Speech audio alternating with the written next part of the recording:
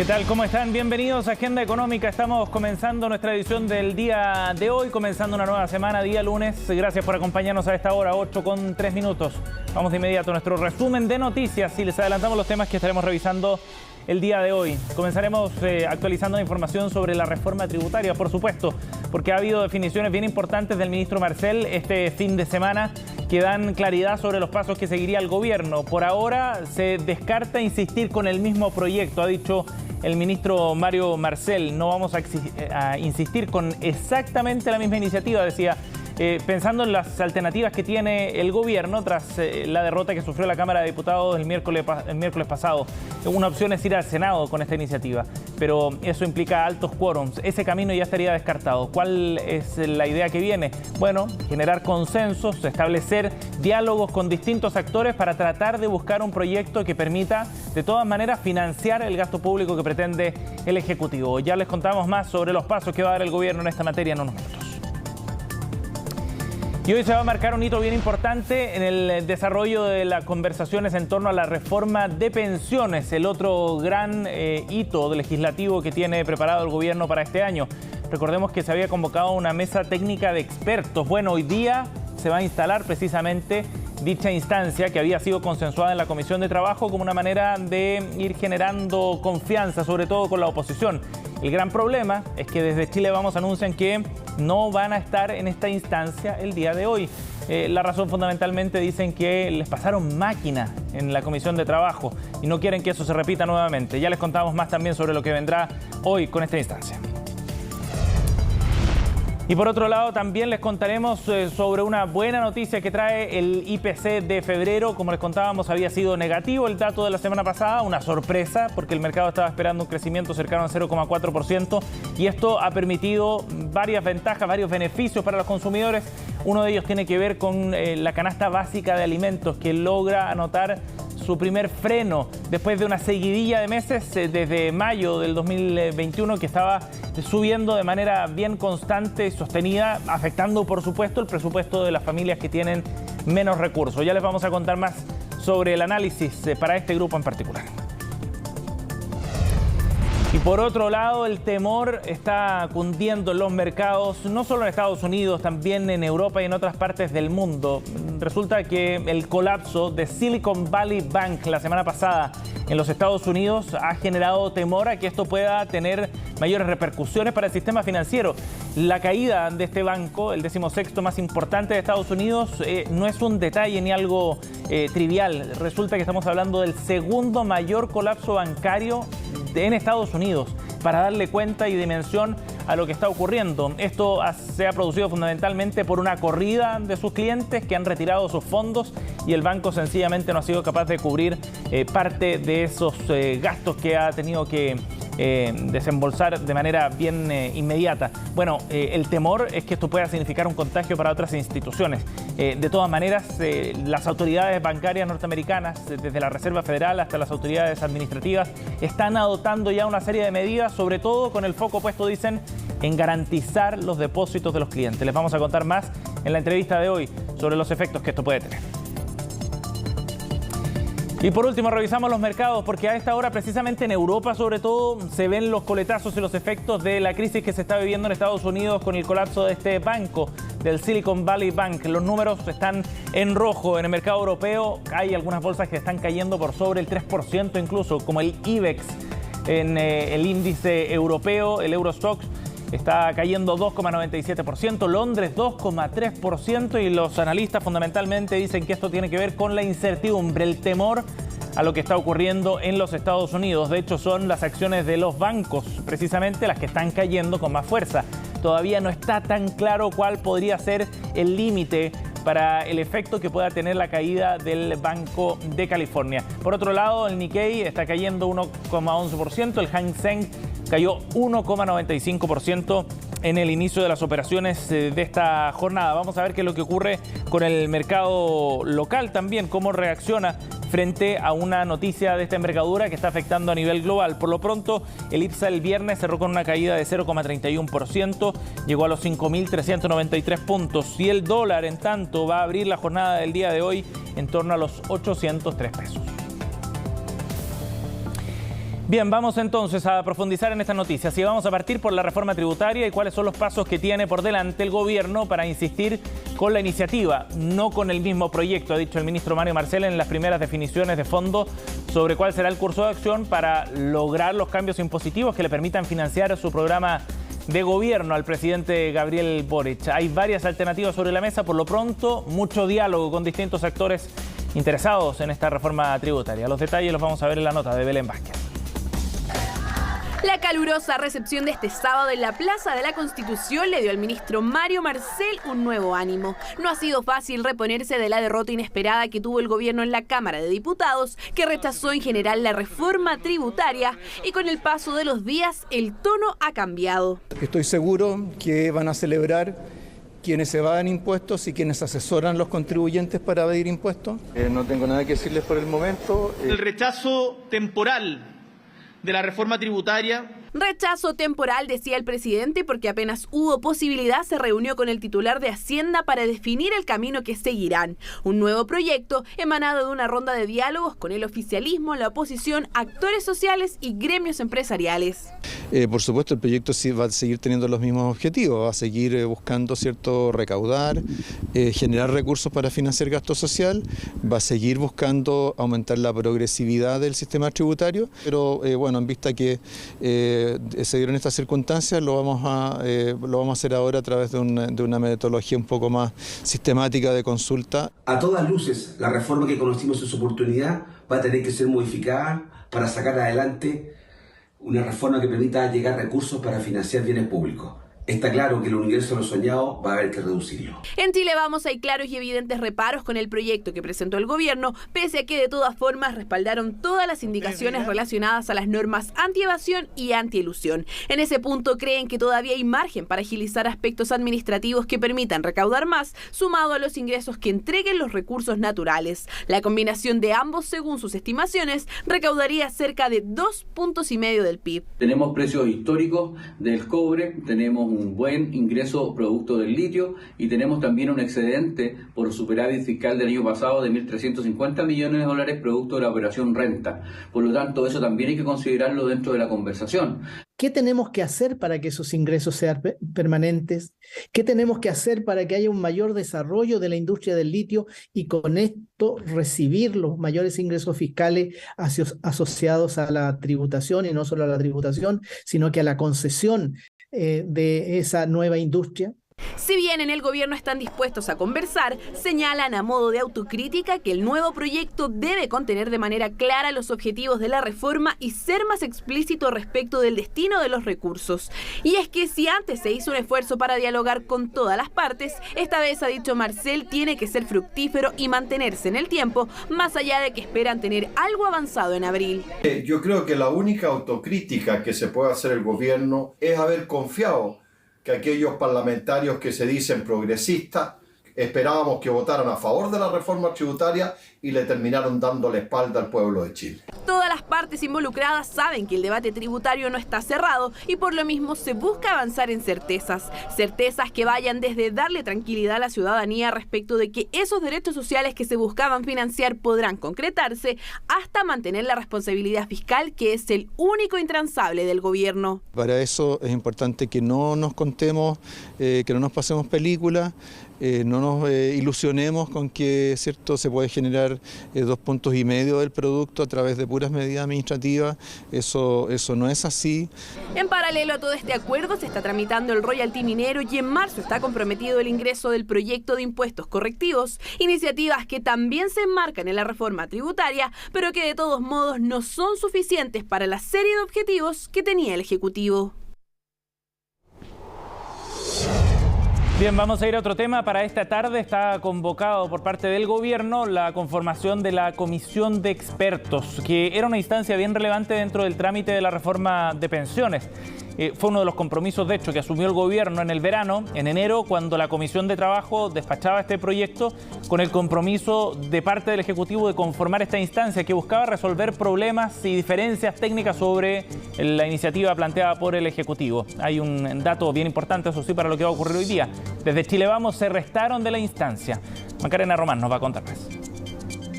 pero digamos que el gobierno está en deuda con el tema de las pensiones con la sociedad chilena. Bueno, yo tengo una jubilación que no me alcanza, con una enfermedad crónica como la diabetes, no me alcanza. El sector político de la sociedad chilena, si no se pone prontamente de acuerdo y volvemos a frustrar las expectativas de la gente, va a ser muy serio. Es que es un tema prioritario para la mayoría de los chilenos. Las pensiones han sido por años un ítem que ha dejado conformes a pocos. Los últimos gobiernos han intentado hacer cambios y el actual no ha sido la excepción. Esperamos generar un espacio para avanzar en la tramitación de la reforma de pensiones, que es un anhelo tan esperado por nuestros jubilados. Un propósito que sin duda costará concretar. La reforma de pensiones del gobierno pasó la aprobación en general en la Comisión de Trabajo y ahora viene la legislación particular. Todo esto mientras en paralelo se discutirá el tema en una mesa técnica. Creo que eso, concurrir a esa conversación es una señal de disposición al diálogo.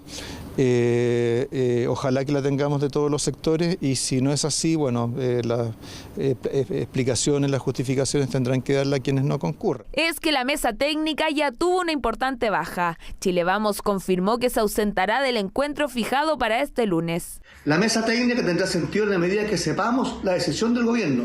Nosotros estamos disponibles al diálogo, pero un diálogo fructífero donde seamos escuchados, no como ocurrió en la Comisión de Trabajo, donde nos pasaron máquina literalmente.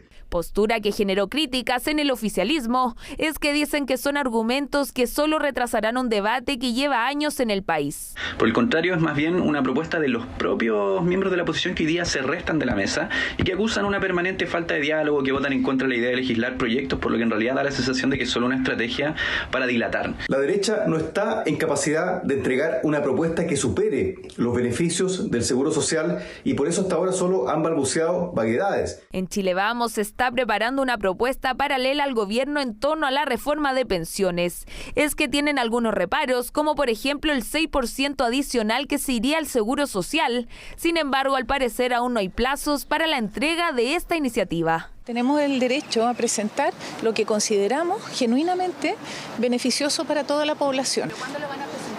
Eso yo no lo sé, el equipo parlamentario y además el pacto, nosotros tenemos una alianza, Chile Vamos, tomar los acuerdos responsablemente. Pero en Chile Vamos no todos están de acuerdo con ausentarse de la mesa técnica. En Renovación Nacional hay diferencias, al menos entre el diputado Eduardo Durán y sus pares. El parlamentario confirmó que asistirá a la cita.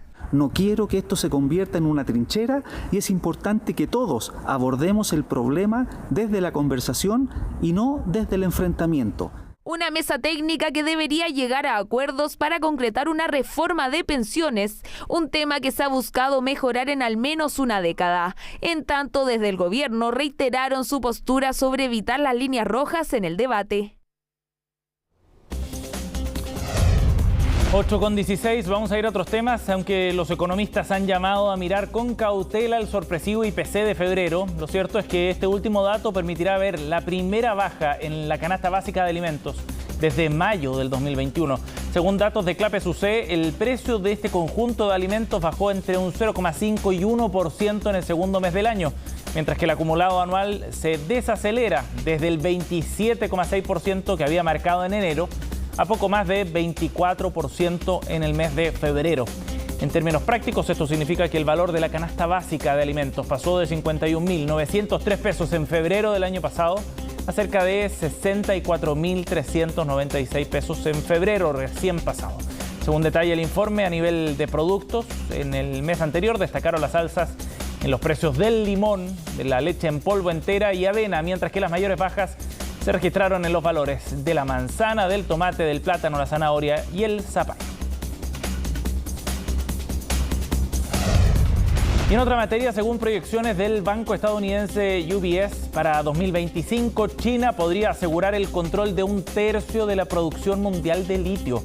Según publica Bloomberg, el banco espera que la producción total de las minas controladas por el gigante asiático pase de 194.000 toneladas, que se habían alcanzado el año pasado, a más de 700.000 toneladas en 2 años más. Eso ya representaría el 32% del suministro mundial de este mineral no metálico estratégico. Esto suma la producción local de China como la de muchos otros proyectos que están controlados por empresas de ese país en otras zonas del mundo, como países africanos, por ejemplo. Desde la institución además adelantan que un porcentaje importante de esta producción china a extracción de lepidolita, un sistema que se considera poco eficiente y altamente contaminante, y que China ya ha anunciado medidas para ir frenando su desarrollo. Bien, con esta información nos vamos a ir a la pausa. Al regreso les vamos a contar más detalles sobre el colapso del banco Silicon Valley en Estados Unidos, que tiene en vilo a los bancos del mundo. Mucho temor en los mercados. ¿Qué fue lo que ocurrió exactamente? ¿Qué efectos puede tener además? Lo analizamos al regreso.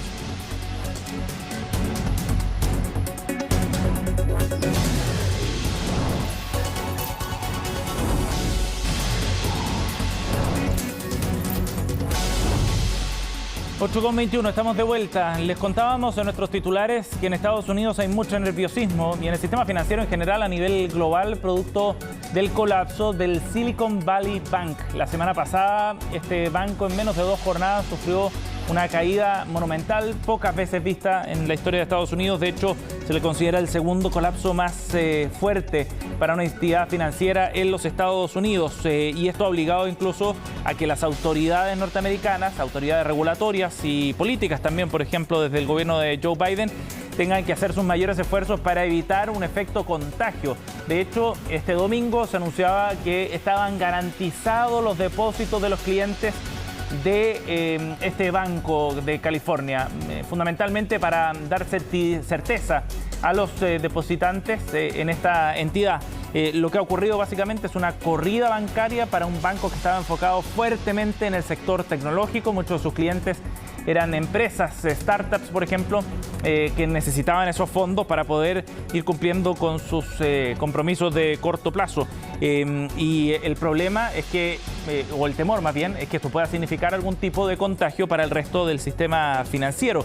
De ahí entonces la preocupación por lo que ocurrió el viernes, que, como decíamos, colapsó tras una caída del precio de sus acciones y el retiro de miles de millones de dólares de las cuentas que poseía este banco. Ha habido también otras medidas en otras partes del mundo. Por ejemplo, se ha confirmado ya en las últimas horas que HSBC ha comprado la filial británica de este banco, de Silicon Valley Bank, por apenas $1, una manera de hacerse cargo también de los compromisos que ese brazo tenía en el Reino Unido. Bueno, vamos a abordar este tema, los alcances que esto puede tener. Estamos en contacto con Francisco Guzmán, presidente de la Asociación Chilena de Venture Capital, socio de Cari Abogados. Gracias por estar con nosotros, Francisco, bienvenido.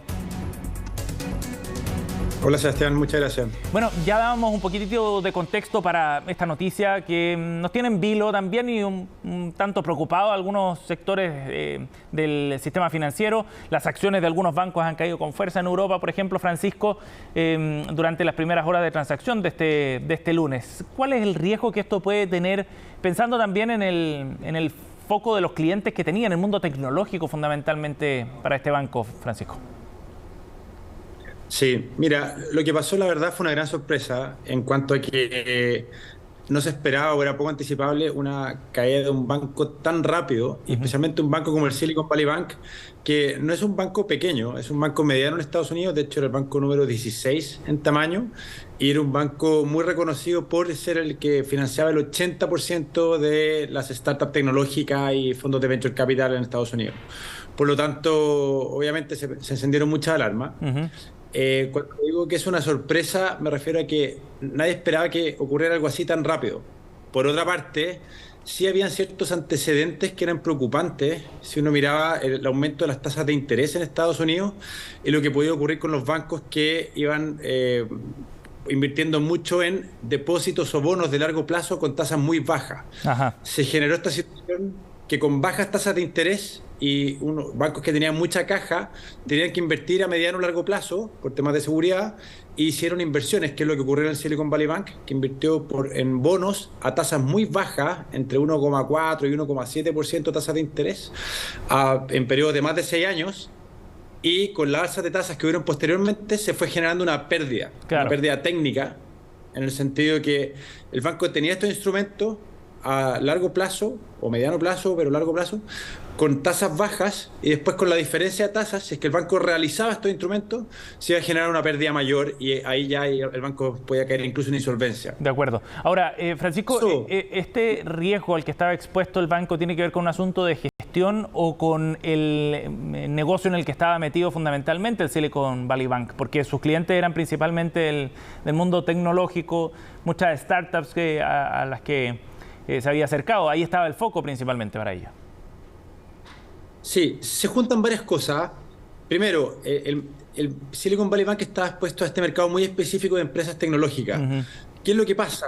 Incluso si uno ve lo que se ha publicado, los clientes del banco tenían relación entre ellos muy directa. El mundo de la startup tecnológica, la gente se conoce, está conectada por LinkedIn, por Twitter. O sea, desde el jueves empezaron a llegar por grupos de WhatsApp anuncios de cuidado que esto viene. Y hay muchas startups que empezaron a sacar la plata. Entonces, sí ocurrió que el Silicon Valley Bank tenía una exposición particular a un segmento muy definido y que ese segmento de clientes, cuando vio lo que venía, retiró rápidamente la plata y se genera esta corrida que en otros bancos quizás sería difícil que se diera de esta forma. De acuerdo. En que los clientes dicen, viene un problema, saquemos toda la plata, y en menos de 24 horas en verdad se produjo un pánico y la mayoría de los clientes trató de sacar la plata, que es lo que hizo caer el banco entre el jueves y el viernes. Sí. Para los que no lo tienen en el radar, el jueves la acción del Silicon Valley Bank bajó un 60% y el viernes el banco ya había cerrado. O sea, en 24 horas el banco colapsó. Sí, fue muy, muy rápido además ese proceso.